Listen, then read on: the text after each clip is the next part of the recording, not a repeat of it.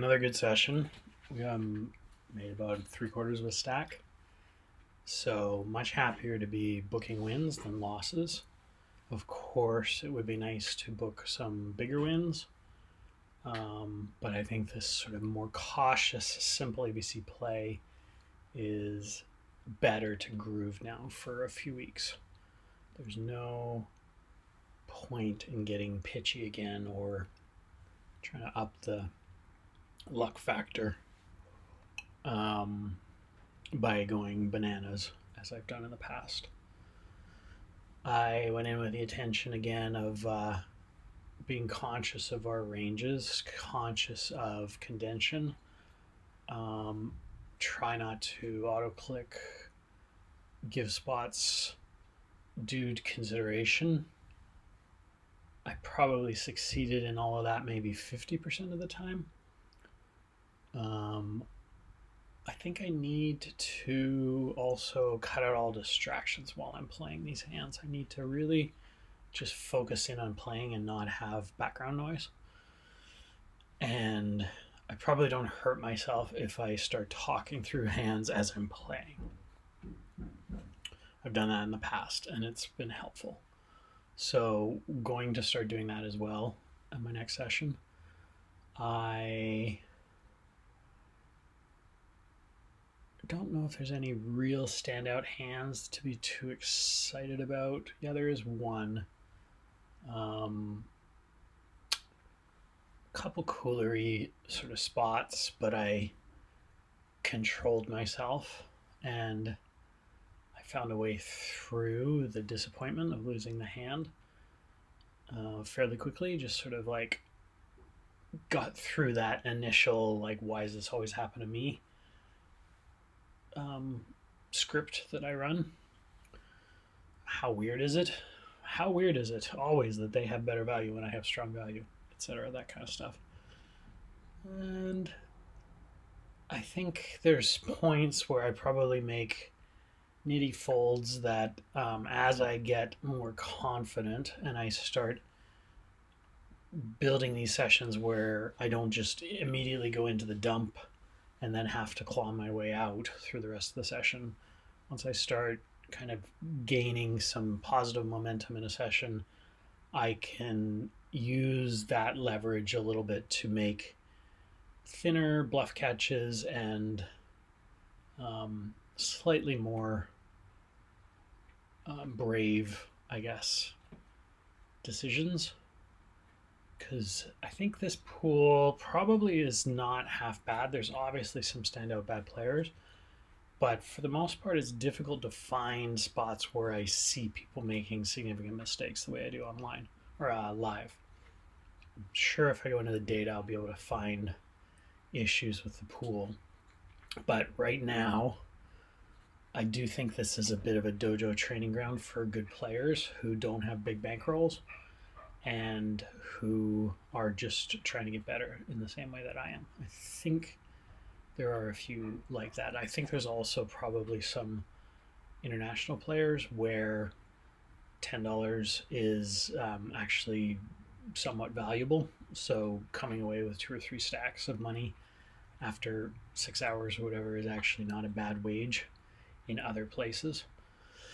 So I don't, and it's also fast fold, so ranges are going to be a lot sharper, I think. Particularly, actually, this is on GG. They have like an auto fold where you can type in your ranges, and you just don't even see the hands that you don't get dealt into in your range. But yeah, like people can play these games with pretty snazzy ranges when they've memorized them, because they can just auto fold out anything that isn't good for them. So this is why you see a lot of like 20 V pippers. So let's show our HUD. Oops. And then we'll get into some of these hands. I've also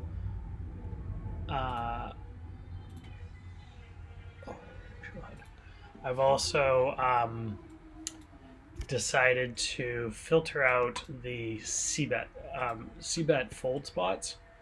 So really, we're only now seeing turns, and I'm getting rid of most flops, and that might filter out a couple of check raises and stuff like that, which I'll rejig the filter to actually include those in, so we don't miss. So we maybe we get check raised or we check raise, and we get to the turn, or actually just do a check raise, not even go to the turn.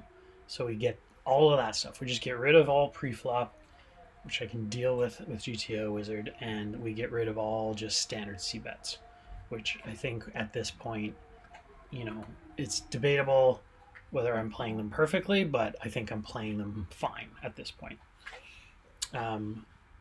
My hero stats over 112,000 hands is not really that bad.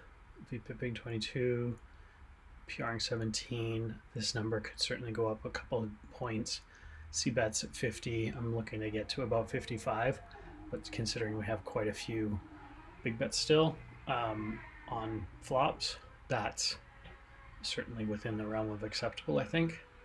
And I'm going to, at some point, work on this HUD to make it a little bit more useful. Get rid of these stats. Interesting to have these fold to C bets, which I definitely don't pay enough attention to. All right, so this hand I think is going to just be an open, or not an open, but a check-in. I could certainly have just pounded it with a terrible player and a bad hand, but I decided to just check behind because it was the first hand. This is a pretty loose call here that's unnecessary. I don't see a lot of reason to draw to the second. That's on a paired board with a king. So in future, I think just let this go. We're not really blocking not sevens with a 9. So just let it go. And they bet again, and we go. Wish there was a way to...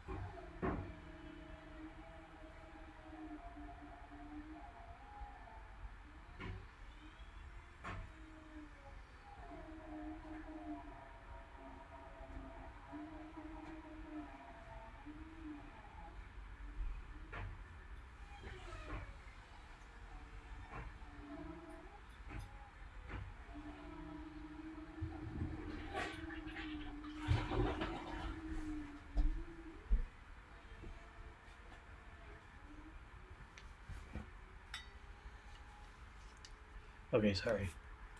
Cut all that part out. 5-3, defend from a small blind. Could definitely raise there. Flop a pair, gonna call a bet, especially a small one. Flop, we could certainly look at raising, but not a lot of reason for it. Check with the 4. I think we bet for protection here, and try and drive out any ace king high hands, and we get called. Queen on the river, and we are going to check and try and see showdown with versus ace king. So ace king does not fold versus a polar bet there, but they do fold probably ace 9, ace 8, ace 7, king 10, king x, jacks. Although, yeah. So to protect those hands, to protect a medium small pair against drawing those hands with also a straight draw. The polar bet, I think, seems reasonable, but now I'm questioning that wiseness. Maybe we wanted to just instead see a flop or see a turn with a call. Let's see.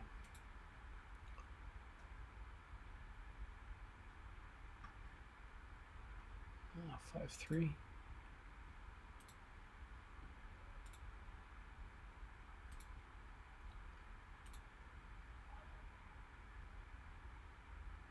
Call, yeah. Turn, bet 75. Wants a smaller bet, but only one pip off of the same, basically all across the line EV wise. And then good check on the river. No real raising. Tiny bit of 50%. All good. Good hand. Jack 9 is an open from a cutoff, and we get called by a crappy small blind. We get a top pair. So this hand, I decided to check top pair. Who's got the advantage here? They are not a terribly good player, probably, although actually, I shouldn't say that. That's not fair. The only judgment I have of that is the fact that they came in for a half stack. They could possibly be short stacking. Let's give them the credit for that, but otherwise we have no hand history. So having said that, we need to protect a check range with top pair. Board isn't fantastic for us. No reason to polar with a mediocre middle value hand. We can polar jacks, tens, jack 10, 9-8, queen jack, queen king. Lots of other hands that are useful to put into that range. And we do have potentially lots of value checks with jacks and tens, 10x's. So that checking range is going to be quite wide and does need a little bit of value. So I decided to check back. Oops. Turn comes 6. So again, not really knowing what a small blind call range is here versus a cutoff. Not feeling like I have a lot of it hasn't helped my range necessarily, but I don't see it necessarily having helped theirs. They've strengthened with their call, or nobody's strengthened anyways. Our ranges are exactly the same. So there are arguments for putting a bet in here because we do have top pair and can get calls from smaller pairs. We can get call. We can protect that jack because it can desire such protection by setting up a little bit of denial. Having said that, we still do want to have some value in a check range, and I feel like a medium-sized jack like this probably is not half bad to do that with. Ace jack for sure protect. Ace king jack probably worth protecting. Queen jack even probably worth protecting, and has some strength to block out some of the hands that we want protection from, i.e. ace queen, king queen, etc. Likely king, of course king queen's not going to fold likely to any sort of bet unless it's a massive one. So I decided yet again, if we get check 2, to just check back and see a river, be showdown bound. And then when the overcard comes and they check again, I just see no point here in putting another bet in. Now, I don't know whether that's smart. Check, check, check. We have showdown value. They don't lead. They have no, probably, I mean, all the queens they had are now there. But if against my sort of very, very passive play, are they going to check then? Like, wouldn't they bet a queen now? And so I think we could probably discount queens and probably put in a bet here now with jack 9 and get calls from worse. But I don't see, like, I would not really want to just put in a thin value bet probably. Maybe we could. What other hands would get here this way? Like ace king could certainly have gotten there for us. And king 9 could certainly have gotten there for us. Possibly we would have bet the flop with a king 9. Possibly. 9-8. I think at some point we probably bet, so it's likely not here. So the value we have against such such capped ranges is really just these top and middle pairs. And because their range is also so capped, there's very little that they're going to check raise. So possibly putting in a small bet wouldn't be a bad play and could get some value from worse hands. Unlikely to fold anything better than second pair. So yeah, now that I've sort of worked it out, I feel like maybe we missed a bet on the river here. Let's just see if our analysis is not somewhat logical. Yeah, so I don't think the machine's going to want to check. Yeah, check, check, check. So it wants a pot bet. It actually does want a polar bet. And we missed about almost a blind's worth of value. So that was a bit of a blunder hand. So let's make note of that. Bad hand. This is our river spot, so we really need to tighten up and get better at missed value on the river, potentially. Solver wants B100. Having thought hand through, they are extremely capped and likely would lead into our passivity with queen X. So it can exclude almost all.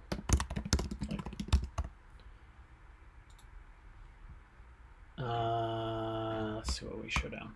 Ace 5. Yeah, so we wouldn't have gotten any money for this particular hand, but I think in future those are spots we really have to start getting that value, carving that money out that goes into our little kitty to deal with coolers and to give ourselves a little that space we want for the thinner decisions, which this arguably was one of them. I think to that point though, check, check, check was fine. Tiny little bit of small bets on the turn. We are in position, so we have that extra EV. But yeah, that's the spot. That's the blunder spot. Okay, kings gonna play themselves. I think we just end up getting it in on this. Oh no, we don't. We get check raised and then called. So they have tens, of course, but kings is too strong of a hand to fold. We're going to fold lots of ace, king, ace, queen. Tons of hands that can fold, and there's no way that we're going to let go of premium to one check raise, especially when it's a fair size check raise. I mean, well, no, what are we at? 26, what they call 32. So it's a little over half pot. It's not that big a deal check raise wise, and capable, this pool especially, and I know a lot of pools, they're attacking these paired boards to small bets, which I sort of knew making the bet, and I knew if I get attacked I have to call, and I just have to discount, like, for sure, tons of tens. Jack 10, 9 10, queen 10, king 10, we block ace 10, even 10 8. There's a bunch of tens in their range, but there's also a whole lot of nothing else. So we call paired board and they check behind. So the question now becomes, what do we do on the river? A jack comes, so they've made a boat, and any 5 they had, so ace 5, king 5, 5 6, 5 4, all of those hands now also have an underboat. Our range has many of those hands. At times, I would definitely call Jack 10 offsuit. I would call sometimes Jack suited on the big blind. Most of the time, I'm going to raise it. 10-9, I would call its points.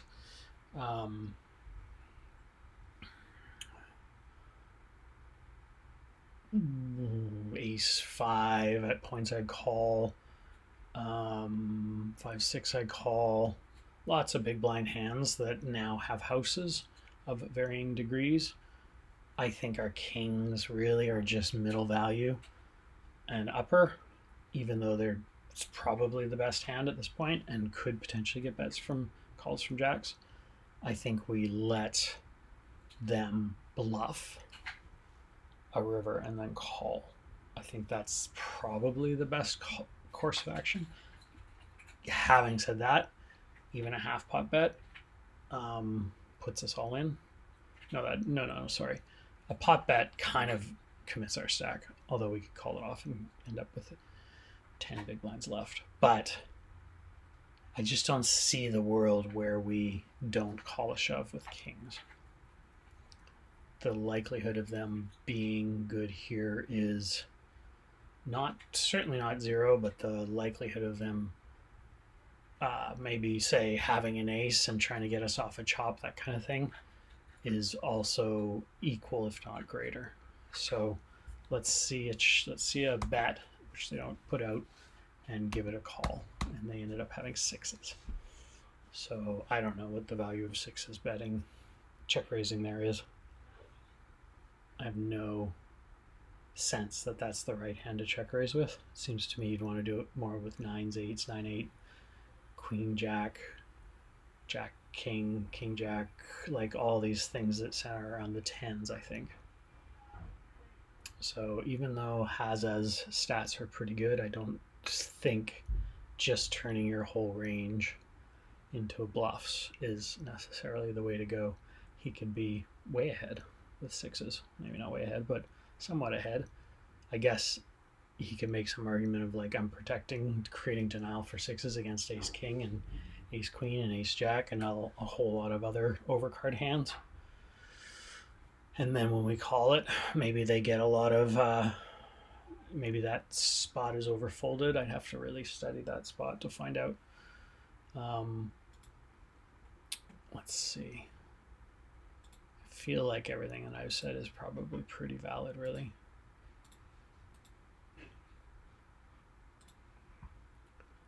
That one. Raise, call. Re-raise. Interesting. So I don't know what the reason would be, because this raise size is so small, maybe.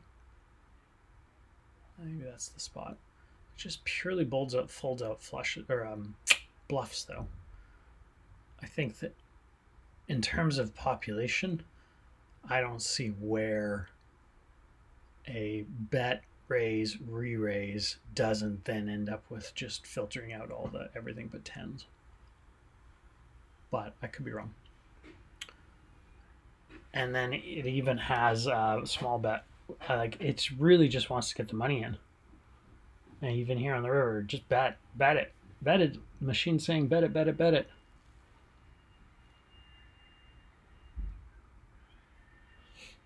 I guess when they check the turn, no, we're checking the turn. I guess when they check the river, then they've really capped themselves. If they have any strong value, they're going to bet it, especially when we check behind on the turn.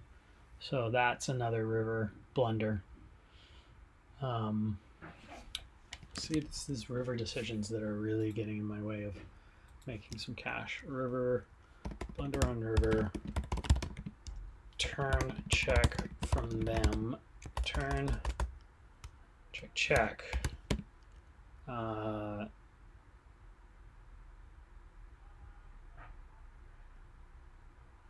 Turn check says they have no strong value, likely.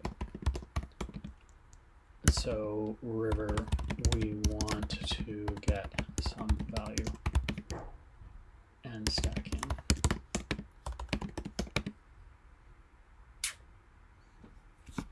It's actually a really interesting spot that I don't really understand well enough, the repolar decisions. And I think that's a reviewable hand in future, but it's definitely a problem on the river, especially when we could get, say, Queen Jack. Say they were using Queen Jack, or they were using Jack 9, like around the tens properly. Now we get this situation where we run into so much time where we suddenly get this pair on the river that just forces us to call off strong value and feel like idiots. So that is a missed river that needs to be well understood as to why it was missed. So let's review that and think about that a little more deeply. Jack 10 open, standard open. We get kind of whiffy on the board, and we're going to check most of the time. This is a board they could actually lead out, I think, fairly often. So it's a very check raisable board, and there's no point in me stabbing at this thing, especially when I have this offsuit combo. So when the king comes, though, I think I'm going to try and draw to my gut shot, and I will possibly bluff the river if either of the flushes come in and they check. That's kind of the strategy here, which sort of doesn't make sense holding the offsuit because I'm not blocking any flushes, either of them.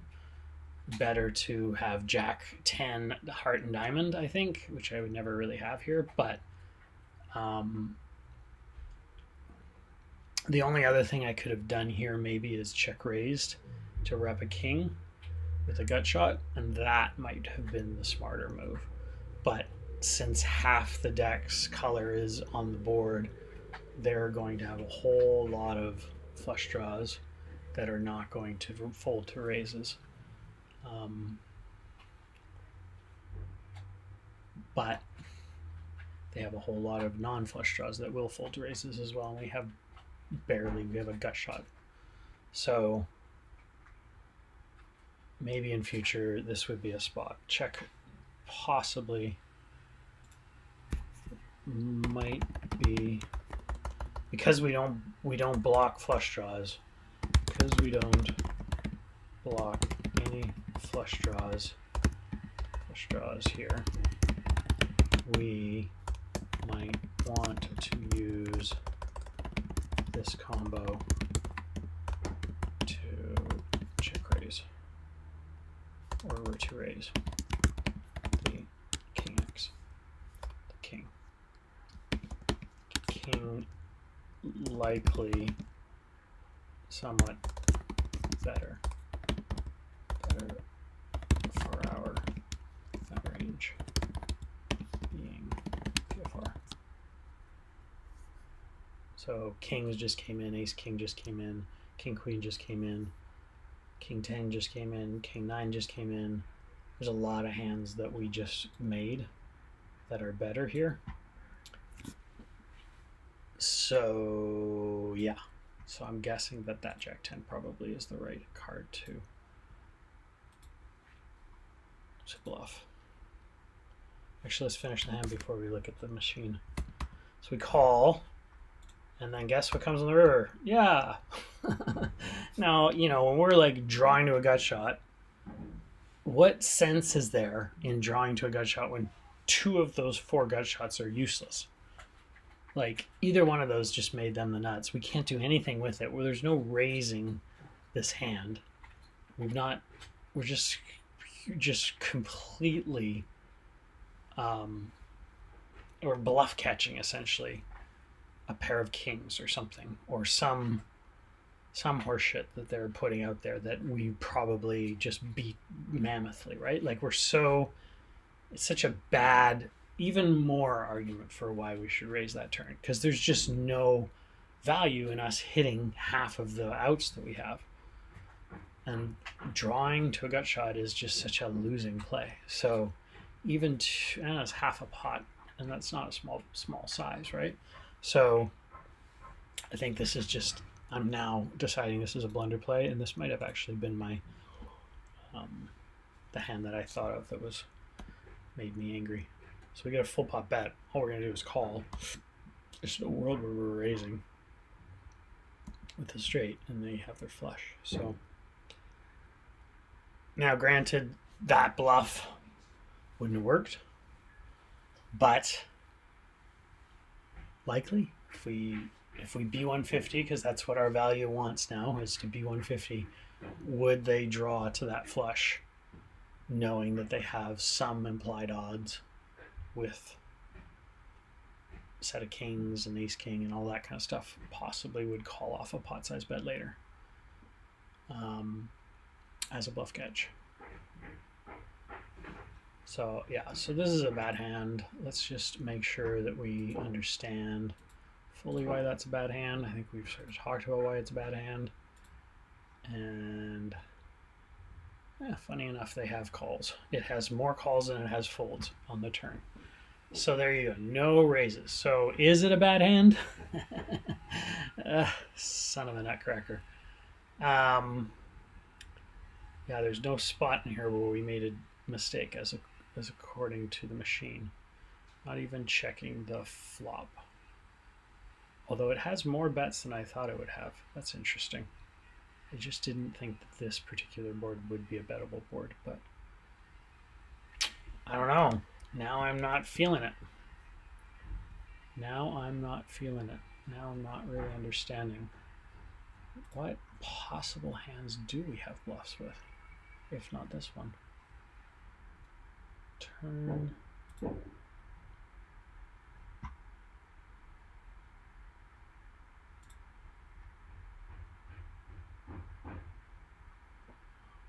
Here. The raises are here. Jack, Queen Jack, 10. Jack 10s are just calls. Jack 9. It's an open-ender, I think. It's interesting. We just don't have as much equity, or as little equity as we thought to use as a bluff. Like 4s have some bluffs. Well, not really. 7-6 has more bluffs. Bottom end of the straight. Yeah. 5-4 also has more value as bluffs. Pair of 6s looks like it has more value as bluffs. So the bottom, around that portion, the bottom of the portion. 5-4 is pair blocking sets. I guess using the straight draws is the better versus the gut shots, which again just doesn't make a ton of sense to me. Interesting that Jack 10 has slightly more, I guess because a Jack and a 10 also have some equity, potentially. There's just a little bit too valuable bluff.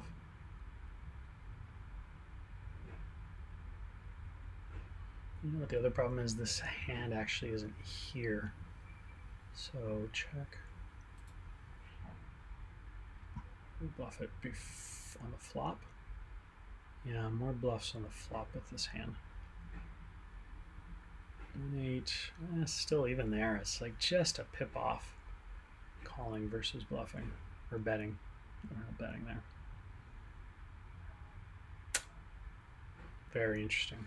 I would never have guessed that. I would have thought that would have been very bad. So, as it turns out, solver though actually proves, but ultimately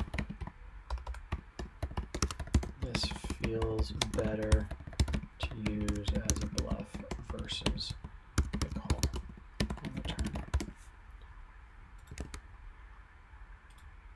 And it's just pure. Assume that the Jack 10 and the spades are the same. Calls 1-8-7.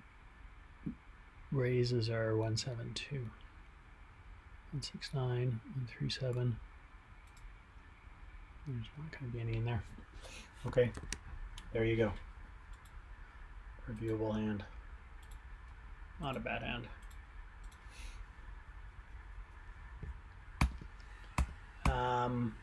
Open 3, 5, 6. Get nothing, but very strong board for our range.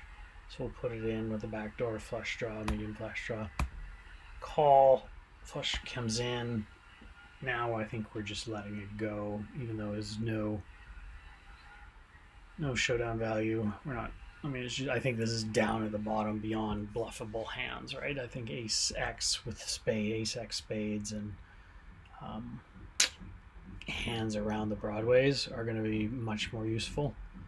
Maybe 7-6 even, or 8 probably. Yeah, 7-6 maybe would be a more useful hand to bluff the bottom of a straight. 7-6, missing a 9. But 5-6 I think just is so low that it's not worth actually using. And then the 6 comes and we'll just show down versus 9s. No 9s are going to fold. What other? And then also that the 10 is just so shitty for our range that flush coming in is better for the caller. There's a world of why that I just don't think is a bluffable candidate, a bluff candidate in that spot. But let's see. Maybe I could be wrong. I've been wrong about other things here. Let's go.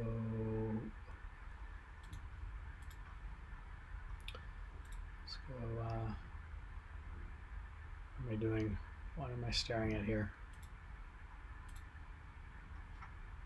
5, 6. 5, 6, 5, 6, 5, 6. Oh, I'm so slow today.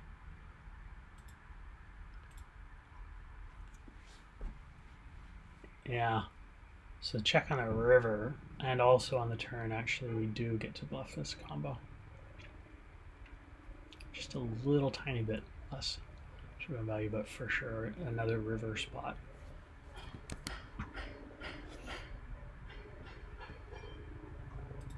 The river. Oh, here. God, I wouldn't have thought that. Oh, I guess because look, I mean it's like 5th pair has no showdown value. I have bungled that one. So this is another spot where look, ignore the fact we've paired, we have no showdown value.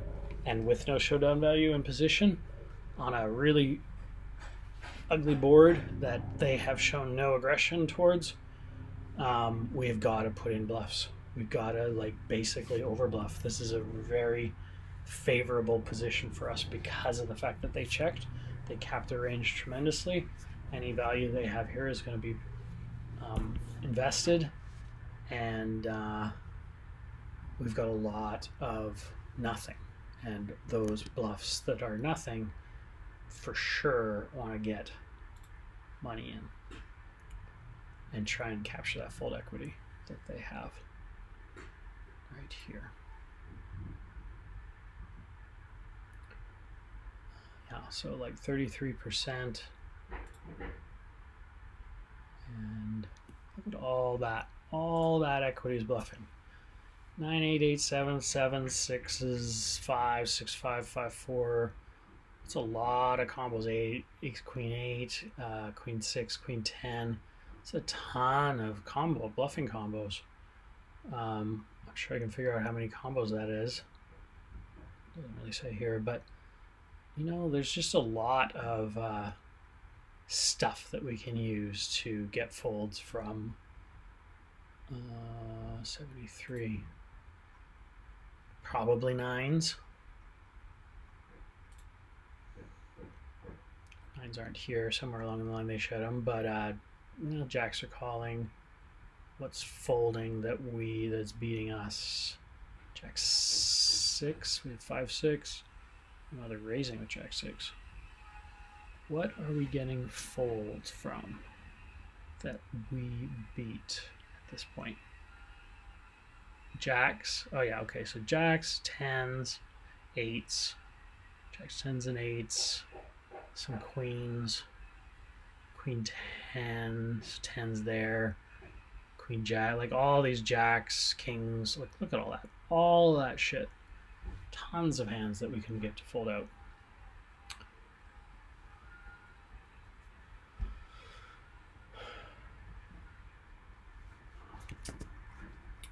Gotta know these things. River is a mandatory bluff. Misjudging showdown value here.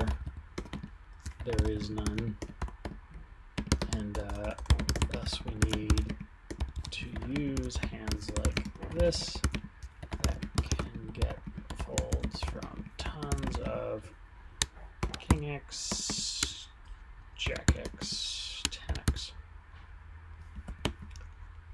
Again, a river spot where we are missing lots of fold equity value, fold equity, that on these heavily favorable boards to us, they wouldn't check river with any strong value. They are showdown bound, and thus we can attack. Should and need to. Mistake. I gotta get a river tag. Let's just very quickly. Sorry, I don't know how to pause recordings while I'm making them. So, river issues. I don't know how to pause videos as I'm making them. 8-5, defending light, could easily raise and should consider that some portion of the time. No c-bet value that, oh wait, we have a pair of 5s, so yes, of course we're going to call. And then the river comes in 8, so we're now value, and we should be, I think, polarizing. Strong enough value, 2 pair. Get calls from lots of queens. Get calls from jacks and 10s and 9s. We get calls from kings, aces even. Lots of hands to get some value from. So polar it. We're beaten by others, so I don't see an overbet value. And then we got folded. King 9 off is a loose open. Kind of a shitty little hand here. I don't really love this bet here. I don't generally like to bluff with kings because the only hands that it really beats are that it loses to that have value are aces, and there's one on the board, and they're never folding. And maybe we're folding out some small pocket pairs, but a lot of them are on the board. Jacks, queens, kings are not folding. Jacks, queens, kings aren't there because they didn't raise.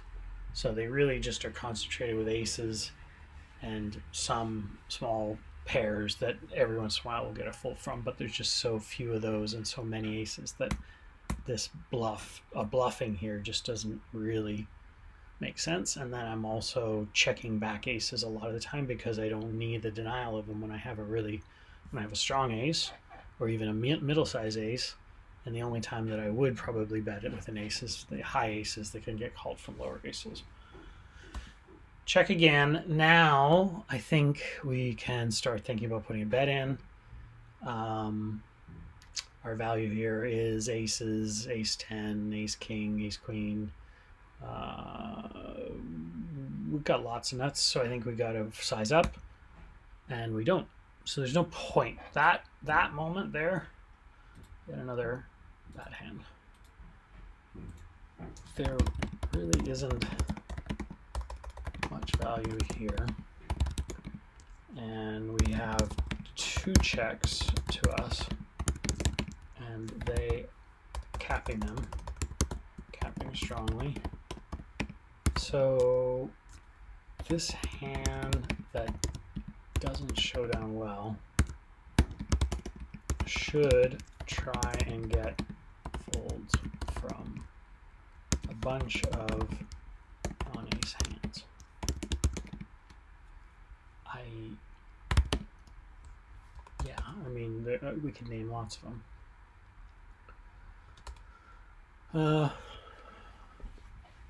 A queen nine, I for sure bet. Queen nine for sure, I bet. King nine is just such an edge case for me. So I think now we just show down, but that's like the hand. There's the hand right there that would have folded the turn. So I think we miss out when we don't put those bets in.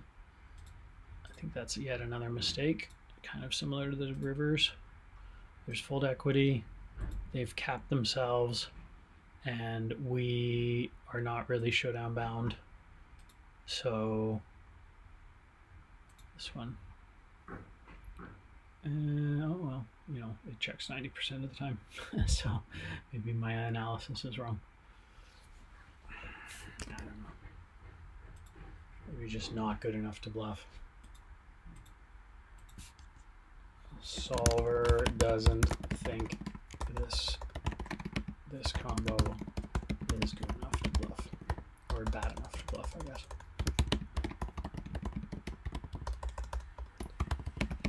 King X may have slim usable showdown value. His king open, called three-way. Very checking. Now we have a bet and we have a gut shot. We don't block a flush draw. What would be the best play here? Not really our favor. Betting into two people. Need a queen to improve. Lots of very kind of wettish board. It's not a super wet tsunami kind of wet, but it's choppy. So they have tons of value here that's likely not going to fold. So I don't think we're actually in a favorable world for us to fold. I don't think we're on a neutral board as well to capitalize on fold equity. So, and the hand might even be too strong. If anything, a call might be more valuable because we might be good if an ace or a king come. So yeah, maybe if anything it's a call and not a raise, but probably a very slim call, which I do make it. King does come, they check, flushes in, top of pair. So again, here we are on the river. Do we polar? What are we repping? Straights have come in. Jack, four-liner to the straight with a jack.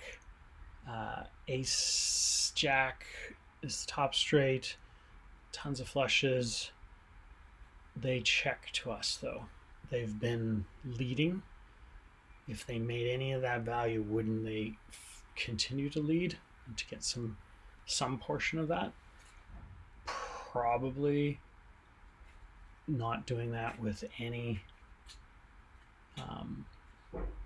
two pairs, possibly not even sets, but those hands will all go into check calls. So I think, yes, if we're betting the river, we're bluffing with a king. I don't think we're actually betting for value. I highly doubt any queen X or 10x non-flushed hands are calling this particular board. So I think it's just a check, which it was. I think eights are not going to call. I want to know, did we do a good job, Mr. Machine? Ace king. This one we did not. So I don't know why. Oh, because we're three-way. That's why. So we'll never know. All right. Now I'm gonna give myself a good hand. Good hand. If we bet river, we are not betting for value. We are turning hand into a bluff because very little worse will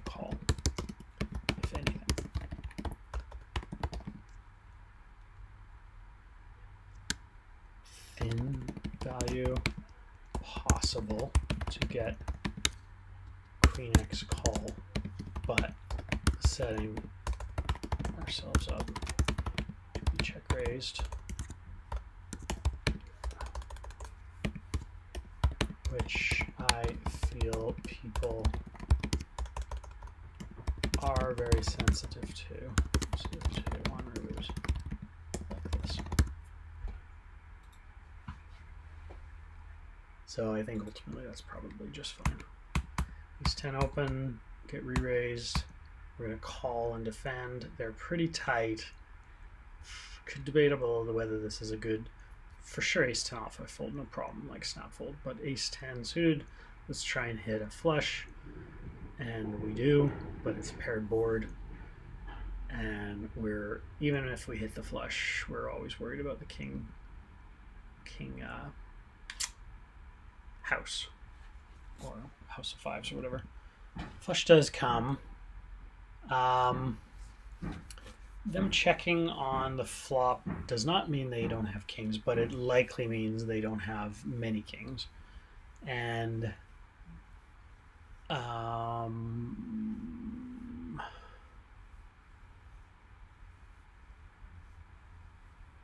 we're hoping to get some sort of value out of this hand from those kings that do check the flop, like maybe a small size king 9, king 8. Unlikely to be 3-betting, especially somebody this tight. So I guess we're hoping that an ace king would just check flop, which doesn't make a lot of sense in position. So I don't know where our value threshold is in terms of getting calls from them. I definitely think we need to put money into the pot though, and I don't think we need to polarize too heavily. This probably is too small, but it's not horrible. We could get check raised, and certainly we'll call, and then we'll see what happens on the river. But they just call. So now I'm pretty sure they got themselves a king, another pair. So now jack, any 5, and king jack, and a bunch of other things are beating us, but we're still got quite a bit of value. We can get value from a bunch of smaller flush draws, trip 5s, trip jacks. Nope, trip 5s and jacks are houses, so that doesn't work. Get value from ace king basically, so I think probably we'll block bet, which we do, and we get a fold. So I think that's not a bad hand. And again, I'm curious. I just like to check these things, even though mostly I like to check them to make sure I'm not missing something in my analysis. And I'm not. I got that, played that almost perfectly. My size was maybe frequency-wise a little low or a little too high on the flop or on the turn, but perfectly sized. Exactly what it wants on the river. So we're good. We're good. And it is a call pre-flop, by the way. It's also a raise. I guess because they re-raise relatively small size. It's just a pot. And then, yeah, we block aces and 10s, ace kings. So we actually could probably start doing a little bit more 4-betting with hands like that. Ace 10, king queen, Broadway suited king jacks, that kind of stuff. Let's just make note of that, because actually that is somewhere that I've been wanting to pay a little bit more attention. So this hand can be used to 4-bet, and we want to try and protect that range with a little less hard value. I.e. that range right now is basically aces, kings, sometimes queens and ace king. So ace 10 or king queen could certainly go into it, and should. King queen off, we open, get called from the button, we're out of position. Check it out.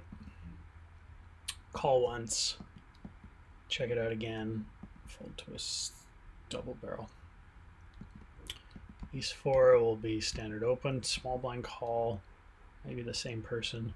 No, not. Pair of 4s with a backdoor, bet it. Nope.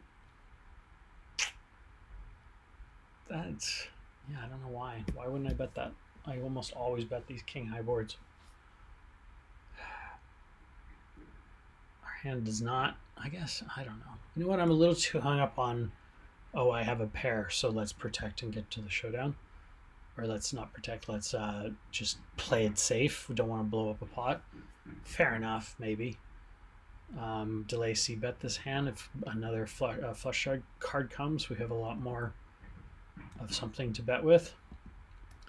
And then just folding to a straight out lead for half pot seems a little weak, but I don't hate that so much. I think I really wish that I had c-bet this flop. I think we could c-bet this flop with this particular combo. It has some denial needs and has backdoors to help on specific turns.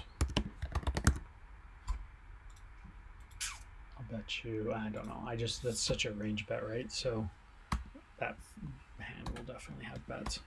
Raise, call, Jack 9. So this board is choppy, and its advantage is to the big blind with 4-3, 10-4 at points, 10-3 at stretchy points. Some 4s and 3s we share. For sets we own the 10 set of 10s, and then we both are going to have equal numbers. So anything we bet here is not wanting to be nutted, and I think we just let the turn come and see how it develops. But Jack 9 is a pretty weak ass hand, so the one thing I'm curious actually about this hand is what our betting frequency is on that particular board. That if it's a little higher than I'm thinking. Yeah, so it is much higher. It's about, and it is a polar board, or a polar bet board. Okay, good to know, good to know, good to know. All EVs are the same except for this one polar bet, which we get 1 pip higher, and checks are fine in the greater scheme of things, but I think we probably want to you know, with a Jack 9, I'll bet you if you look at, well, actually, yeah, it's giving us the data here. So we see a turn of a 7, so we pick up a gut shot, and we get checked to again. Now we bet for sure. Half pot, I think, is a fair bet. We get called, and another 7 comes. We get a checked to, so I think we have to rep that we hit like ace 7, king 7, 8 7. I think that's the only way to play this hand. We have 0 showdown value. We have to polarize, which we do almost. P75, we get a fold. Is that the right way to go? No, too big. So it's fine. Not fine. It's like a losing play overall, but we do want to have a bet there. We just sized too bigly.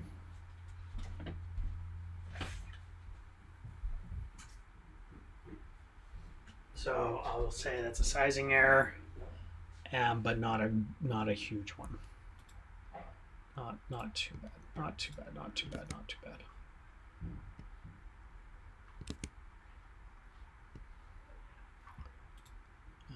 River, in theory, sizing error. Want the 50-ish instead, but it's okay because we do want the bet overall. So that was fine. We'll give ourselves a little credit for that one. 6 is open. We can call from big blind. Wet board. Wet, wet, wet. Tsunami wet board.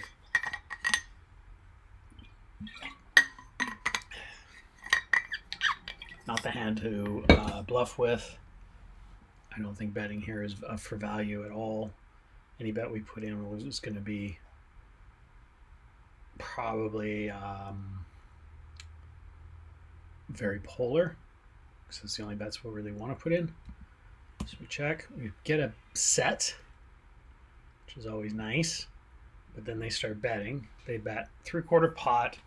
We have a straight on board, 4-liner. No, straight, 10-7. Not a likely straight, but a straight nonetheless. And if we are raising, we also can run into better sets. And, the other straight is the queen 10. So I think at points we could certainly raise. If we were bet 2, we would bet. But because of their size, which is almost pot, I don't think there's any value in raising a polar bet. So we call. And then even more straights come in. The same straight, the 7-1. 6, 7, 8, yeah. So not really much of a change. Flush draws missed. Potentially, what when they overbet, do they have that is a bluff? Because they have lots of value. We're very condensed, but we're strongly condensed. We've got a really good hand. We can almost see ourselves bluff catching jacks, or with a jack, so ace jack, and king jack.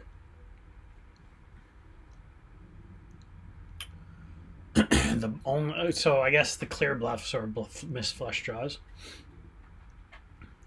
which we block with the 6 slightly. So there's less of those out there for them to use as bluffs. And what other bluffs? King 10? Ace 10 maybe that didn't raise. I've seen that enough times.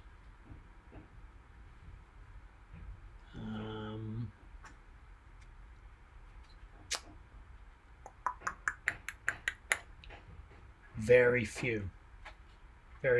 But now the question is, we have lots of folds.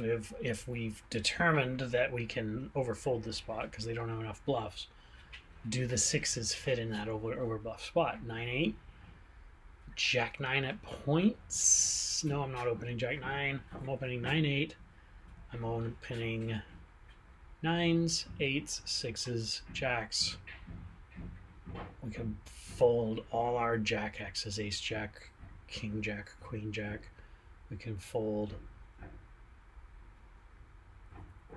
10s, although we block value with the 10s. We block strong value with the 10s, so I don't think we fold 10s. We could fold, same with the 7s. We can fold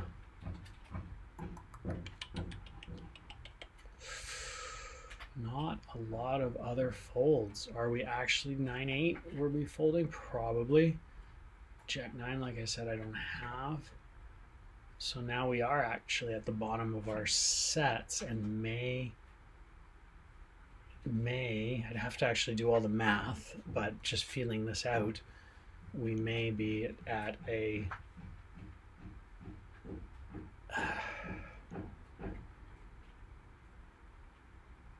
since there's so few bluff catchers, more of our value needs to be shed. This may be actually a fold spot. Let's see. The math machine will tell us rather than us having to go through all the work. 6s. Oh, it's this one. Probably not folding a set. Yeah, so the machine doesn't fold sets. Doesn't believe in it. Maybe because the ranges are a lot wider. Let's see what we do fold.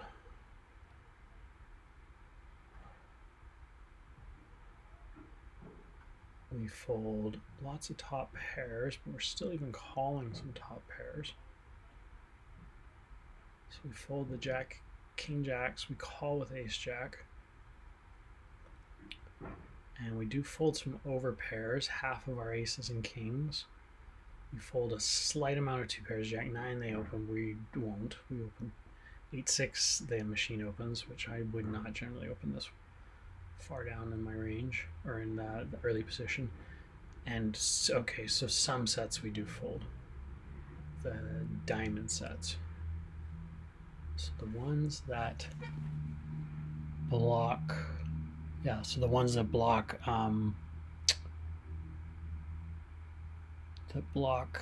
ace, diamond, so ace 8, ace 9, no, ace 10,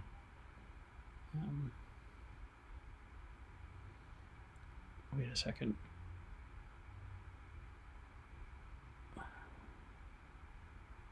slight call,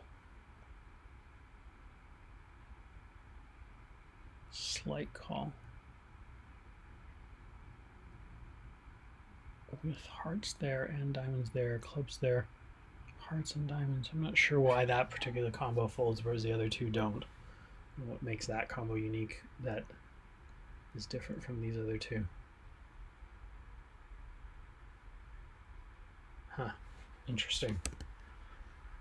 So river, slight call for this combo, but 6 diamonds, 6 heart, which is here, 2 folds. Not sure why. But at least we've seen that generally, since I don't have those other two pair combos, then I think this pushes the sixes into folds. So I think in the end, this was, yeah, so in sim, solver has 8-6 and jack 9 to also fold, which I don't have in my ranges here.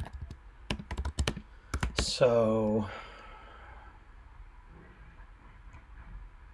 I think that pushes all my 6-6 combos into folding.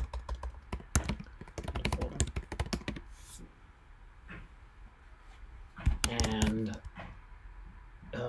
assuming they aren't bluffing perfectly.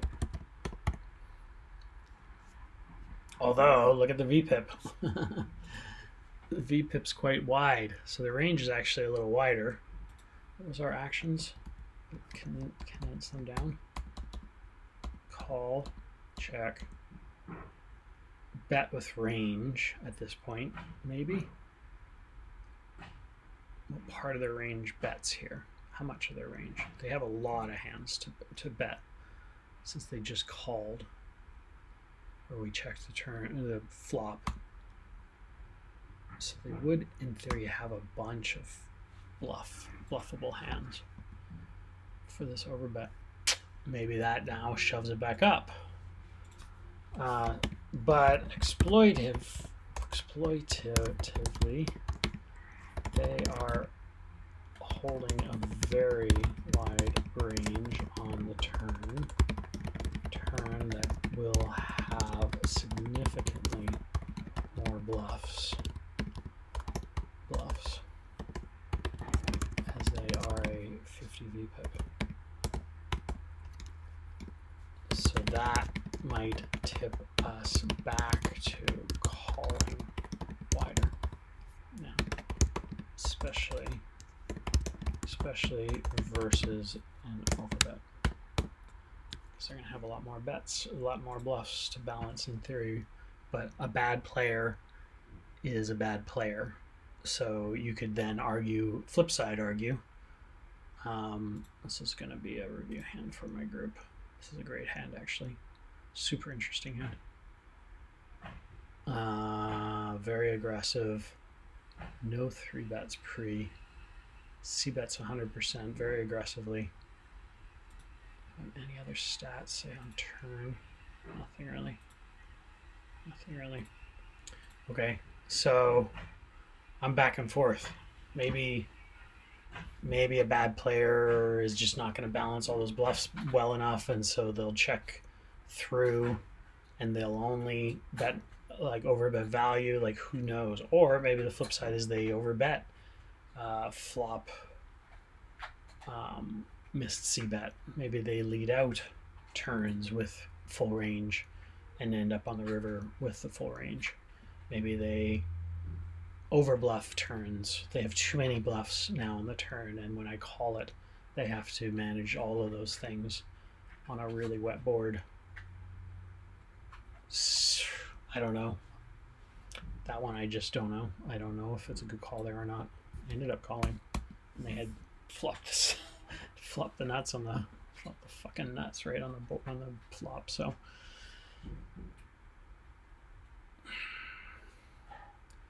that's an interesting hand. Let's look at it later. Open and call, classic formation. Got a nice draw and a top pair. So I think we put some money in, and I think we polar. We have eights. They have 4-3. Small stack. So I think I'm more comfortable getting the money in with the draws, and if I get check raised, I'm just going to call her off. So not really that uncomfortable going size wise bigger. So we're almost SPR 1. They bet now out. So of course we're going to call with a draw and the top pair. We certainly could shove it, but they've set themselves up to put the rest of the money in, and I don't see I don't see any value in scaring them off, because they're probably a bad player, and if we raise they would probably fold, and we do have lots of value, tons of equity, and we want to get the rest of the stack. So I just elected to call, but then when an ace came and they shoved, I let it go because we missed all their things and they have tons of aces and blah blah blah. So maybe turn would just get it in. Maybe turn we could just get it in for less than 1 SPR and fold out the aces. Let's just make it out there. Possibly better to just get it in, realize, and potentially fold out any overcards that they might suck out with.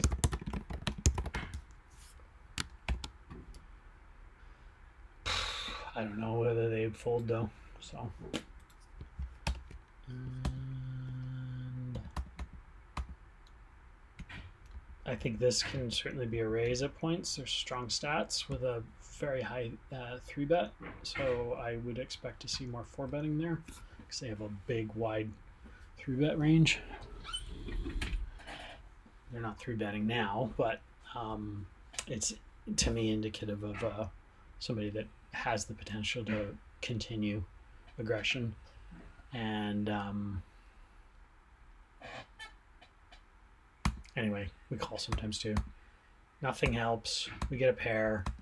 They bet. And I probably should call.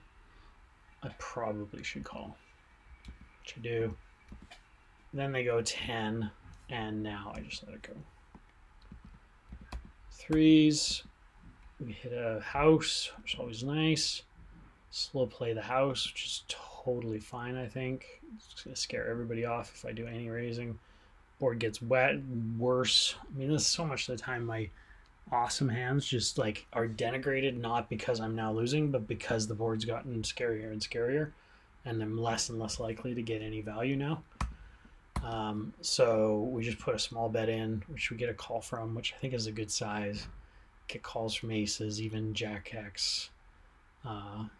Probably Jack X would have bet the turn. Maybe we go a size bigger, but I really want King X's to call, and I want other under pairs to call as well. And then that's a good card potentially because King 10 now, and more tens can call, but they're also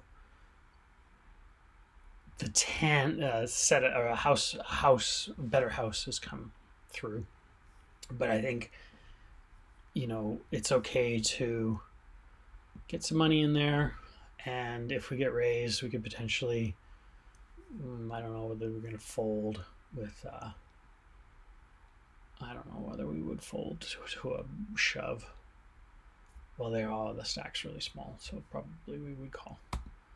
Anyway, the queen jack that hit a straight wins nothing, and our house wins. So in this case, for this particular hand, we probably would have gotten paid a little bit more. And because the stacks are so small, I think we just actually should just shove it here. So that's a mistake. I probably wasn't paying close enough attention. Underbet, under RSPR1, just shove. Shove, lots of worse will call.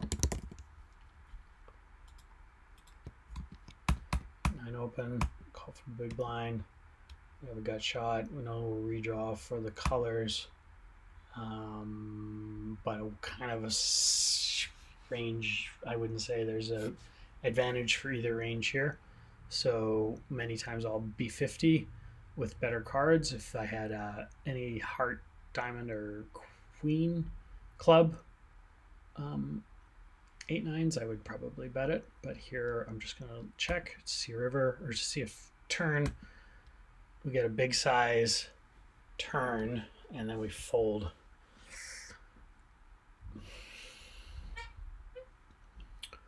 I would bet the machine will probably say we should call. But especially against these stats, I think they're usually just betting like a very passive player with a somewhat wide range, has lots of queens and jacks. So I don't think it's too bad. Let's just call this an exploitative fold. Okay, I think I'm done for today. Oh wait, I got 2 more hands. Let's just do them. Defend with a king 9, could easily re-raise. See nothing, that looks good to us. Continue to see nothing, and then stab at a board where that showed no nothing. And then represent a set of 2s or trip 2s. Much better board for us, I think, overall for our range, and probably for the most part more nutted than they are. 3-2s ours. Depends on how wide they are. I don't think they would open 3-2s. They might suited 3-2s, I guess. 2-4s are ours.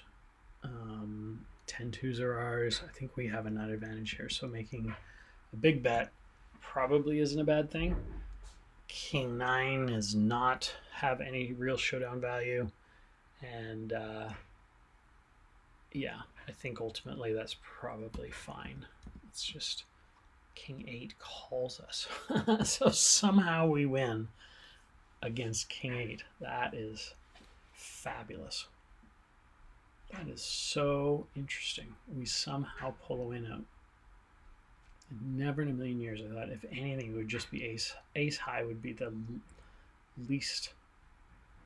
I'm in the big blind, baby. Like that board's all over me.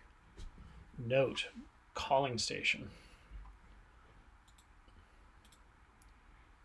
Potential calling station. Calls 2-bet blinds with 10. Yeah, kind of a bunch of shitty. Calls 3-bet in position with queen 9. Calls 3 bets out of position with ace 7. Played turn draw aggressively. Okay.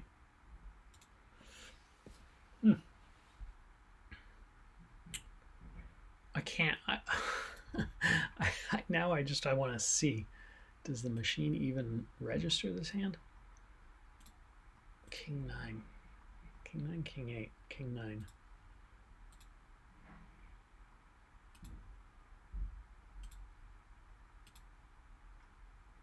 Yeah, gets all choked up here. So we don't actually turn bet because we don't have any of these colors, and then the river will be useless. So The turn is a mistake, but I guess against that guy, probably not a mistake. It might be it. Oh no, one more. So we just auto see a thingy and we get raised and fold against nobody that we know. Okay, so I think generally okay session. We'd love to start making a little bit more money.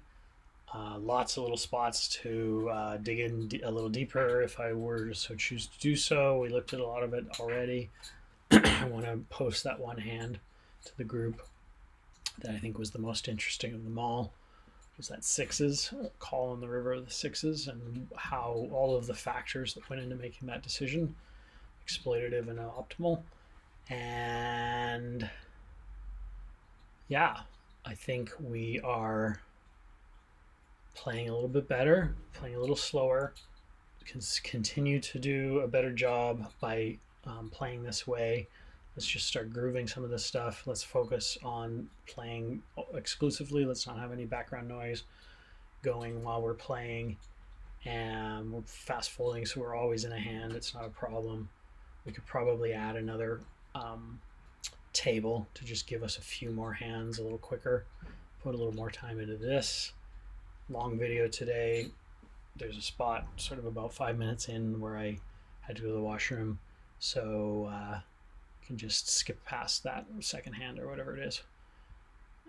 Anybody who's watching, which I don't think many people are, but that's fine because the process here is more important than entertaining the masses. Bye.